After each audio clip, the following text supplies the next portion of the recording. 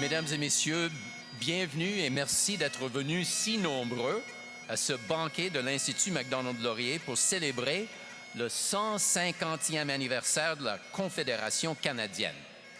Je m'appelle Brian Lee Crowley et je suis le directeur général de l'Institut.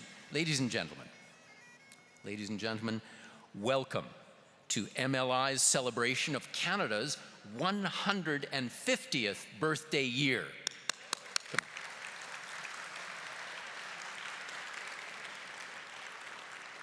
I'm Brian Lee Crowley, and I'm the Managing Director of the Institute.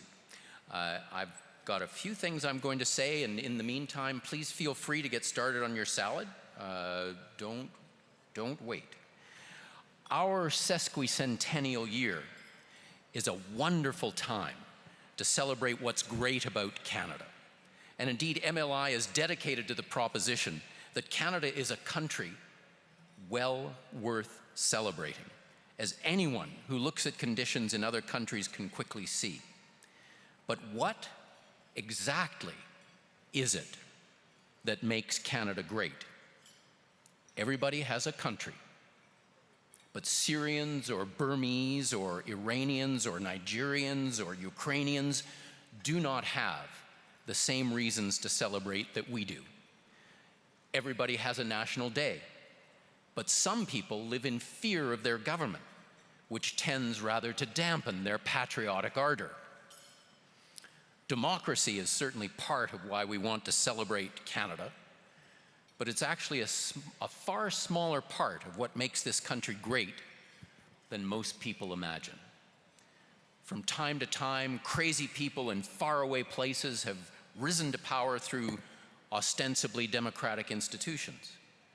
Dictators have often used the form of democracy to legitimize their rule after democracy's precious essence has long since expired.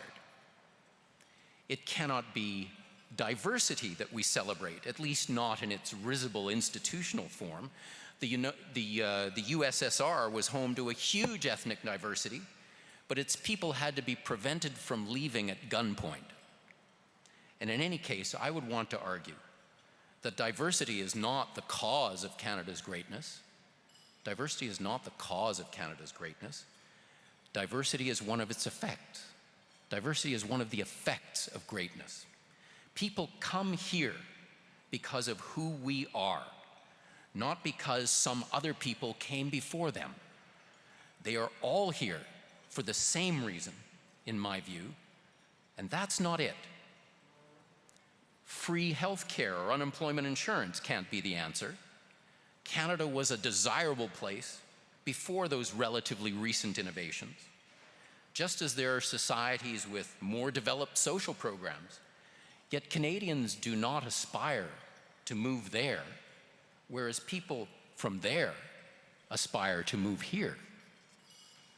When my ancestors, Lawrence and Honora Crowley, set sail from County Cork in Ireland in the 1820s, never again to see the land of their birth, to come to what was to become Canada, they didn't come seeking free visits to the doctor's office. They didn't come and settle in the wilderness and clear away the forest to create a prosperous farm, still owned by Crowleys today, 5 generations later, by the way, to found a prosperous farm and creamery and cheese factory for the quality of the public schools and other services. There weren't any. There weren't any. And yet Lawrence and Honora and millions of others flocked to Canada. Why? Why? Because there is something about Canada that doesn't just make it a pleasant place to live with good public services and people from many countries. It's one of a handful of societies that the rest of the world looks on in envy.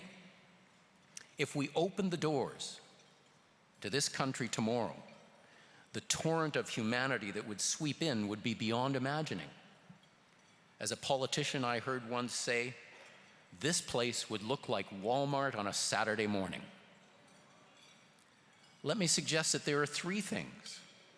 There are three things that make Canada a great nation, and a nation worth celebrating. The first is that, like America and Australia, we are a creature of the New World. We are not an ancient civilization like Europe or the Middle East or China. We have escaped much of the prejudice and many of these social and cultural barriers that disfigure the old world. Our life prospects are not determined by our religion, our ethnicity, our accent, our caste, our party membership, or our social class. That doesn't mean that people don't fail in Canada, that they don't fail to realize their dreams. They do. It doesn't mean that poverty doesn't exist. It does. It means that the barriers that I've described are not impermeable here as they are in many other societies. Yes, there has been prejudice.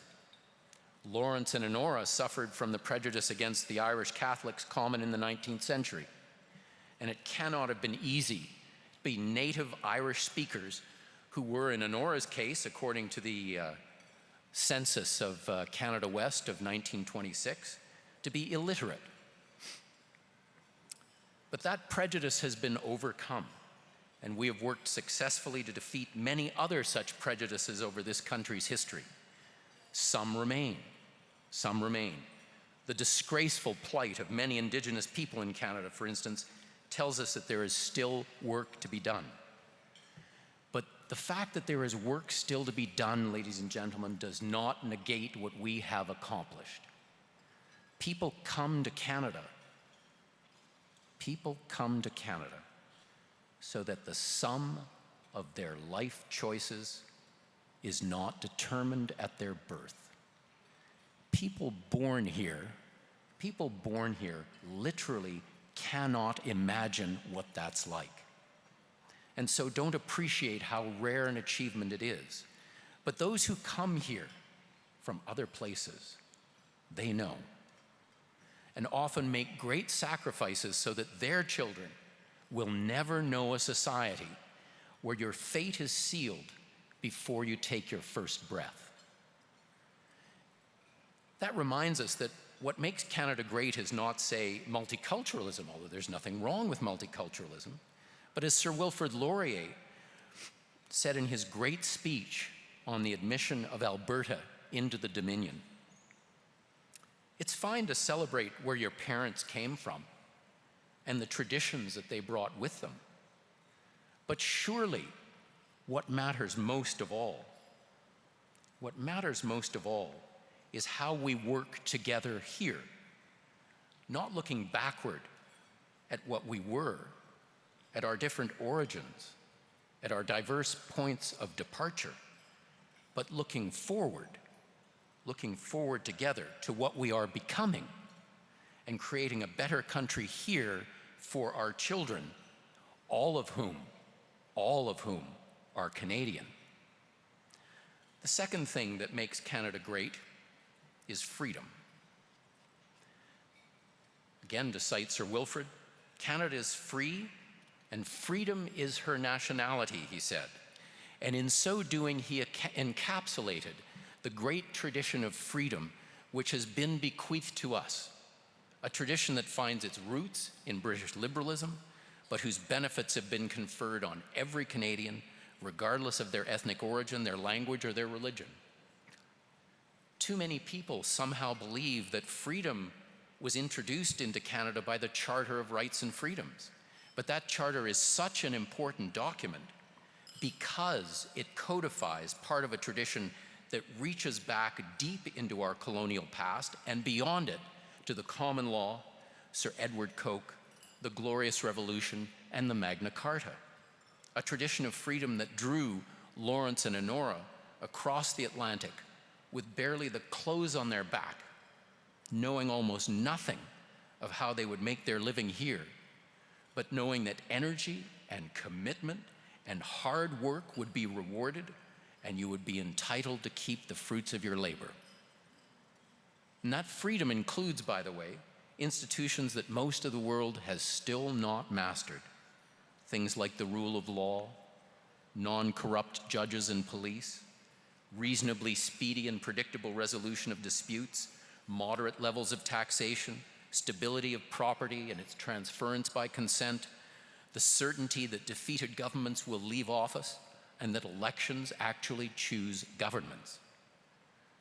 Added to the civil freedoms of speech and religion and conscience and assembly, this makes an inheritance of freedom almost without peer in the world.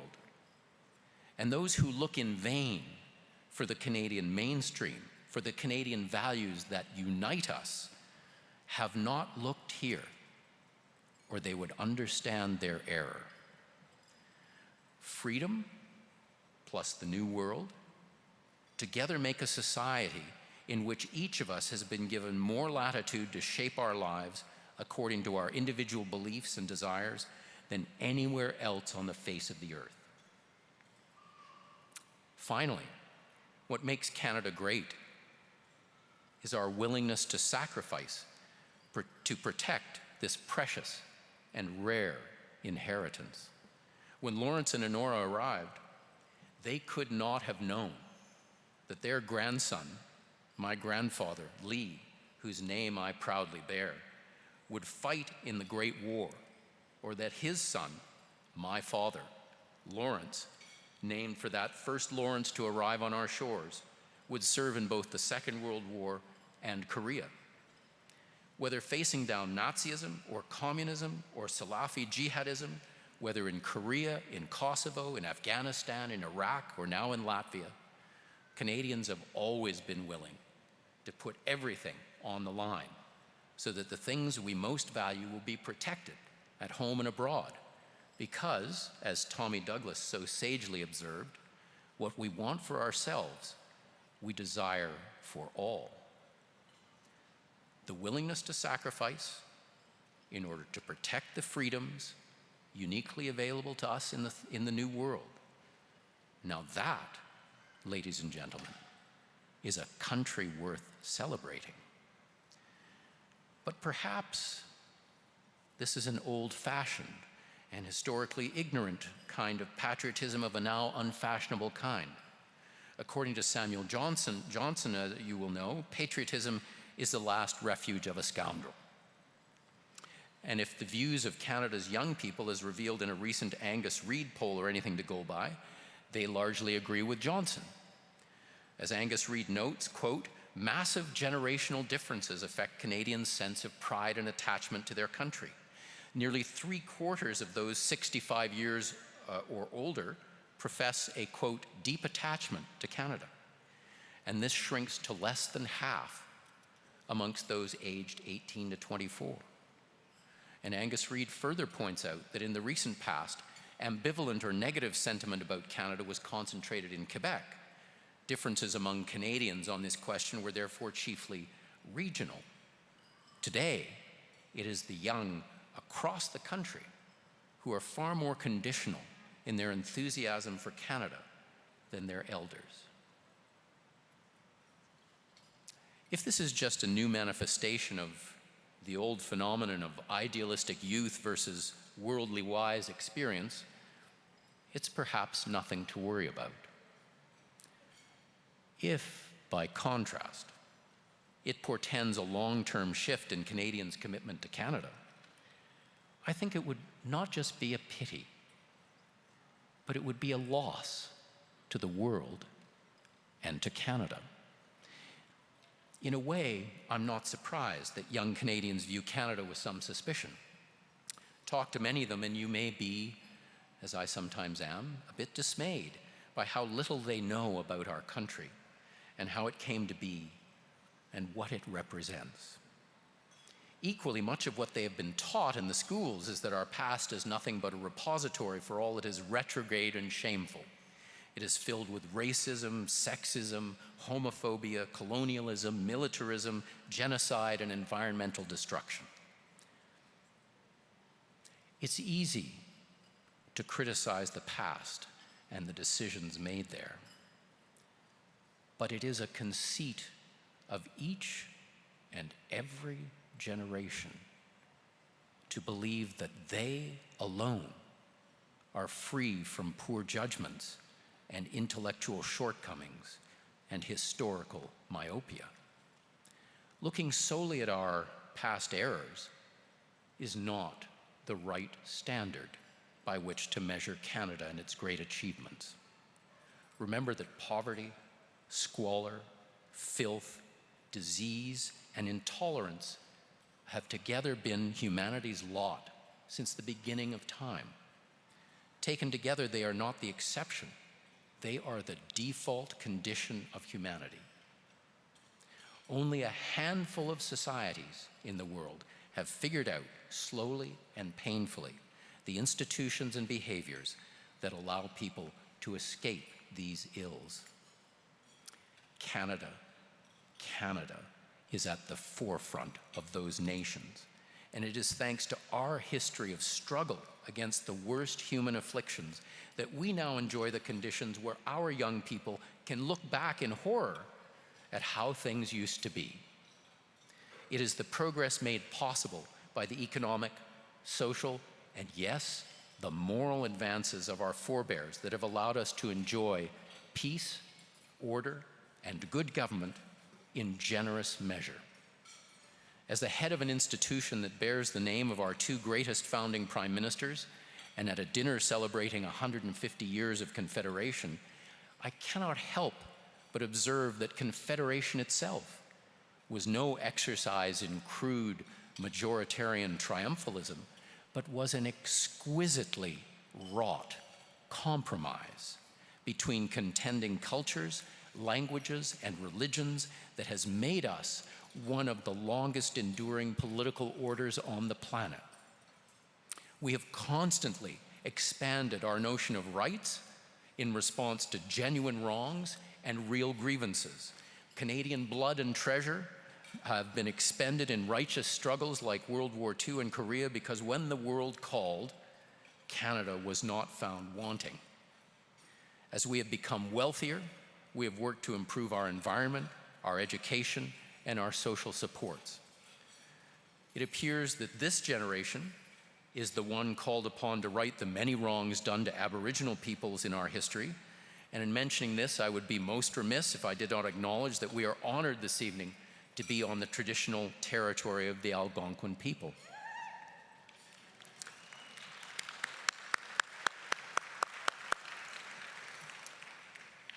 We cannot change the past, but it does not require us to despise our past, to say that our job is to make sure that past mistakes shall not be tolerated on our watch.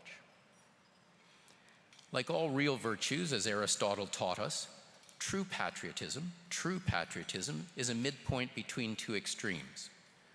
On the one hand is narrow, bellicose, xenophobic nationalism, of which we have perhaps seen all too much in recent times.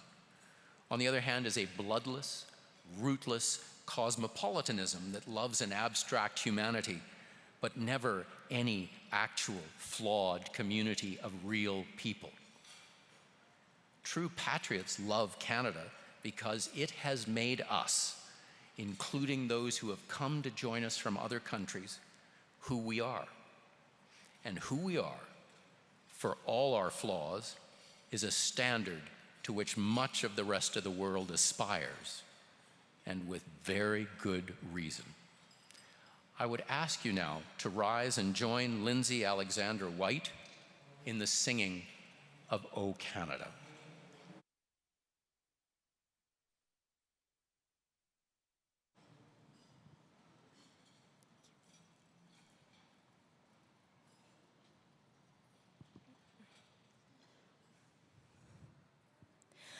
O Canada, our home and native land, true patriot love in all thy sons command, car ton bras sait porter l'épée, il sait porter la croix. Ton histoire est une épopée des plus brillants exploits. God keep our land glorious and free. Oh, Canada, we stand on guard for thee. Oh, Canada, we stand on guard for thee.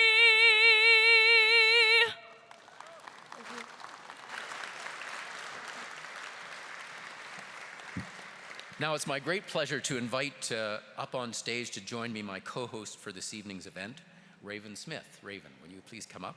As those of you who have attended our events in the past know, it's always one of my pleasures to use these events to give profile and recognition to the rising generation of leadership in our country. And this year we have chosen Raven for reasons you will easily understand when you learn a little about her. Raven is from the Carcross-Tagish First Nation, from the spectacular Southern Lakes in Yukon. She is a BA, MBA, and a BA, MA, and an MBA from the Harvard Business School. She's an advocate for Aboriginal economic development and entrepreneurship, and she doesn't just talk a good game, she is herself a successful entrepreneur working in the high-tech sector in both Canada and the United States. Raven is someone all of us will be hearing much more from and about in the years to come. Raven, please join me and introduce the many dignitaries who are in the audience tonight. Thank you. Thank you, Brian.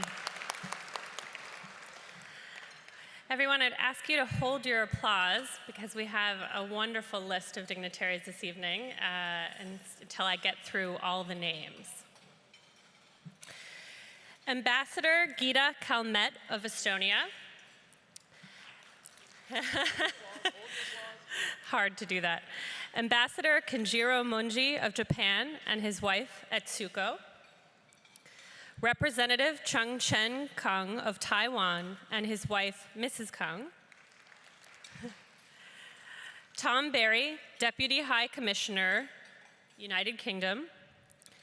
Lukasz Weremiuk, Charge d'Affaires, Embassy of Poland, and his wife Alicia. Mark Dayton's First Secretary, Foreign Affairs, Latvia. Marco Mendocino, Liberal MP, Eglinton Lawrence. Faisal El-Khoury, Liberal MP, Laval, Quebec. Greg Fergus, Liberal MP, Dollard des Ormeaux, Quebec.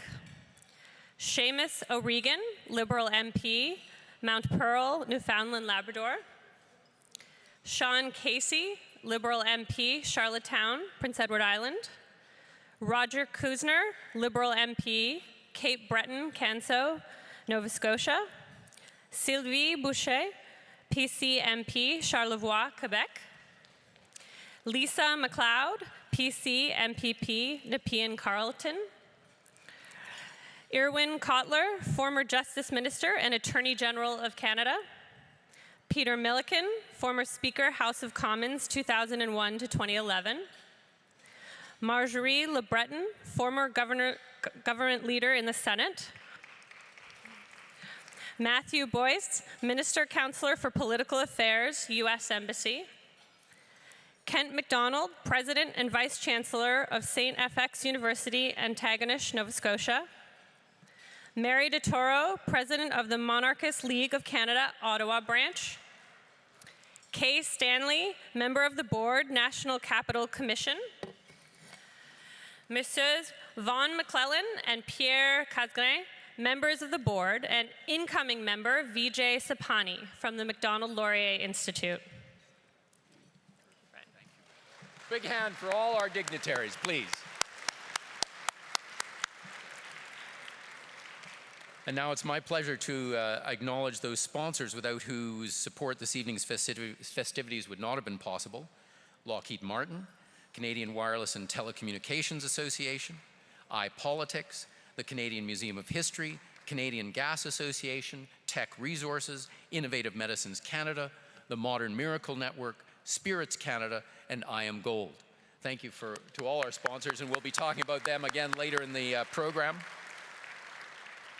Speaking of the Museum of History, I want to invite Mark O'Neill, the President and CEO of the Federal Crown Corporation that operates the Canadian Museum of History and the Canadian War Museum, who will say a word of welcome on behalf of the museum. I know, though, that Mark will forgive me if, before I ask him to take the podium, if I can take a moment to acknowledge one of his guests at the museum's table this evening, Mr. Douglas Cardinal, the brilliant architect in whose stunning creation we have had the good fortune to hold our dinner in each of the past 3 years. Please stand up.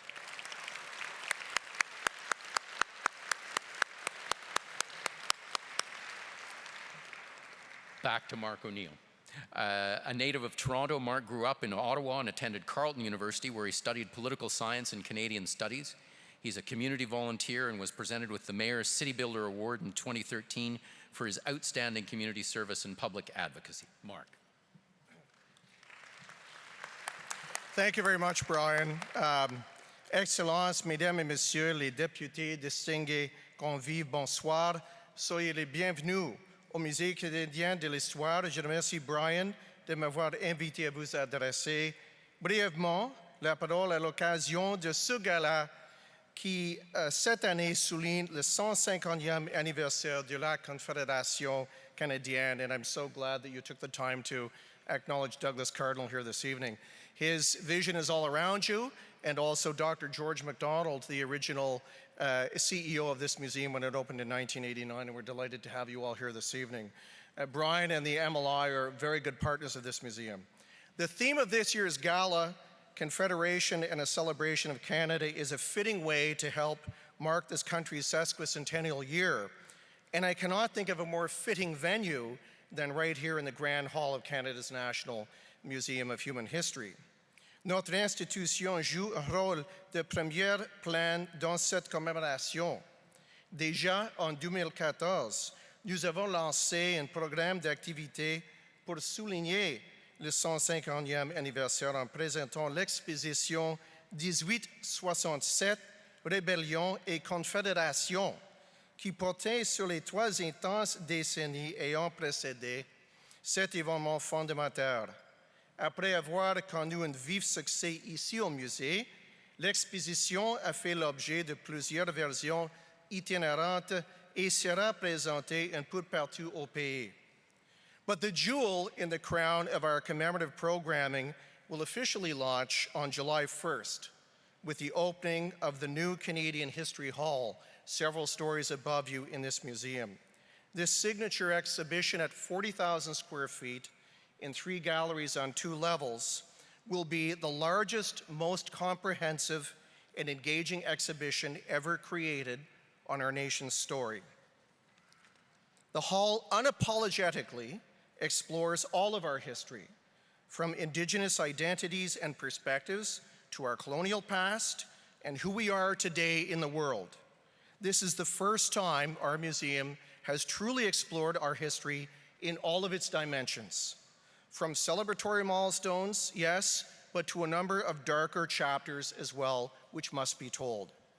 This new signature exhibition illuminates the enduring legacy of Canada's past, a legacy that is alive, relevant, and continually unfolding in the Canada that we know today. Lorsque le Sénat inauguré le 1er juillet, jour de la fête du Canada, la salle de l'histoire canadienne deviendra la destination de prédilection de tous ceux qui voudront découvrir l'histoire de notre pays. J'espère que vous serez des nôtres lors de l'ouverture officielle de cette nouvelle salle. Merci, thank you, Megwitch, enjoy your evening. Thank you, Brian.